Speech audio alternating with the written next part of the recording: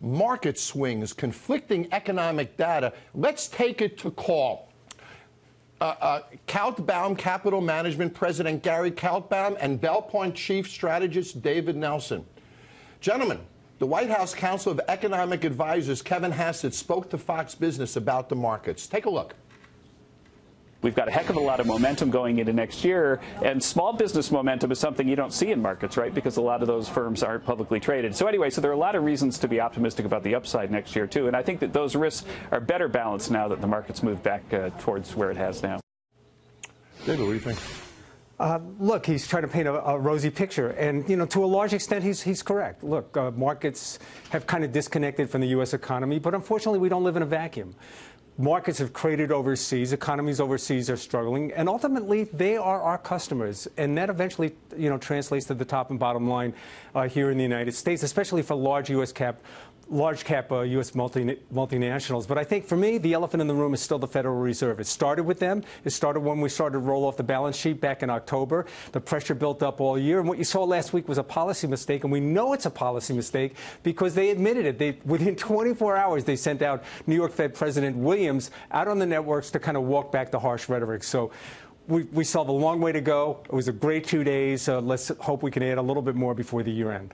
8 hikes, a lot of hikes. 8 hikes is a lot of hikes, and it's not just that. This is the end of an experiment.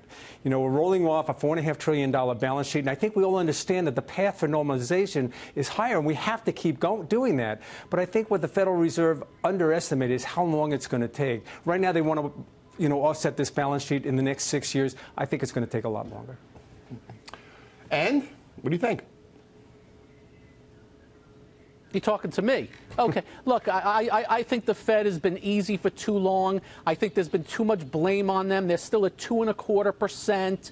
That's still easy money. You still have negative rates in Europe and Japan. They're still printing money. So I don't really blame them. All I think that's happened here, and I disagree with Kevin Hassett, every economic statistic around the globe and its expectations have been coming down.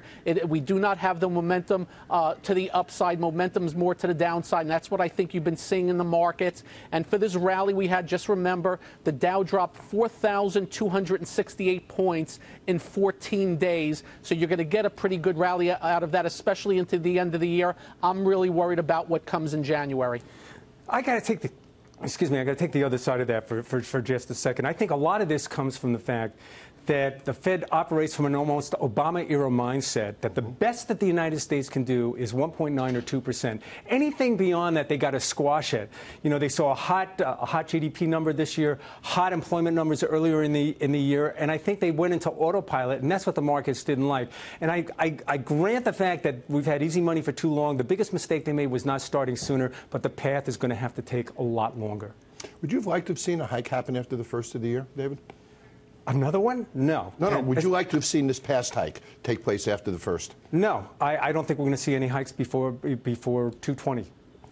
Really? We've seen the last. And let me just throw it in there. They're not hiking anymore, and if the economic numbers come down, the next move is they're going to lower rates. And I must tell you that last rate hike probably should not have happened. Why? The 10 years at 2.7, they moved it up to 2.25, 2.5, so too close to that. So I think that last part is a mistake, and I think another part of the problem is you're getting too much rosy talk out of the administration as well as the Fed that everything is going to be great in 2019, while a lot of the markets have been saying otherwise. You just don't have industrials and financials and European markets and Asian markets be at new yearly lows and some at 2-year lows, and everything's A-OK. Markets are a very good forecaster of the future, and I think that we're going to see some recessions around the globe. I don't think we're going to see a recession here, but I'm pretty sure we're going to see a major slowdown, probably in the 1.5–2% range, if not worse. I'm keeping fingers crossed that it doesn't get worse than that.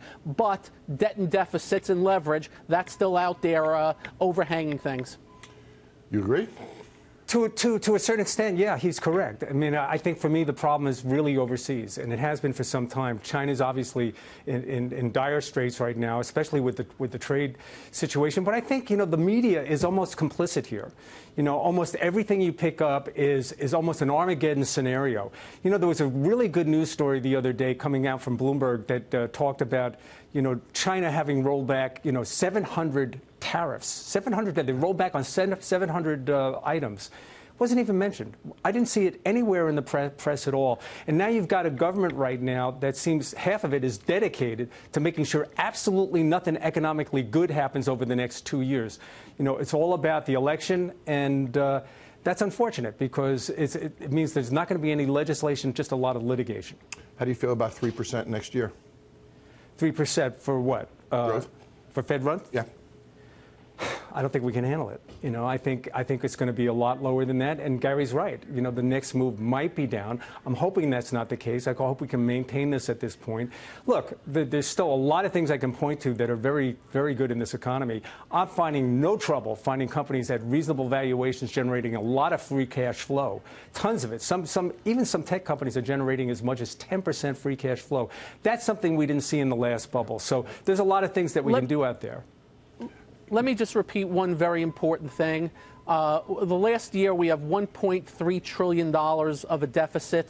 In the next year, the first 500 and so billion of our taxpayer dollars are going to interest on the debt. That is a huge problem going forward that not one person in either party is doing anything about. They're basically taunting the economic and market future going forward if somebody doesn't stand up and be a little bit courageous. And unfortunately, the Republicans who had power for 2 years did nothing. And a guy like Paul Ryan, who I was dependent on, guess what? He's gone. So if they don't address that eventually, it's going to come home to pay back and not in a good way.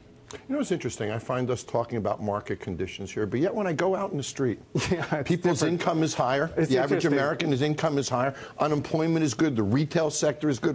When you go to Main Street America, it doesn't feel this way. That's the best point that's been made all evening. I'm in my bubble, and I'm looking at my screen, and when I see the markets down, 500-600 points a day, and you walk outside, what are you people? You don't see anything? You're walking around like nothing's happening. Yes. And in fact, Main Street is doing very well, and it's likely to do well for some time. But again, these problems that exist overseas, and even the problems that Gary just mentioned just now, they're very important problems. And if we don't do anything about them, eventually it comes home to roost. And Gary's absolutely correct on that. So we'll catch up with this. It will catch up if we don't do anything about it. Gentlemen, a little sad story today. Seeing Sears is down to their last 24 hours with no bidder, and it looks like they're facing liquidation. It's always sad to see an iconic brand like that disappear. And people forget that, in some ways, Amazon is a modern-day Sears, and Sears was really the Amazon of its time. It was a legend. I remember seeing the old catalogs that my grandmother used to show me, but it's very sad. Gary, would you have expected that?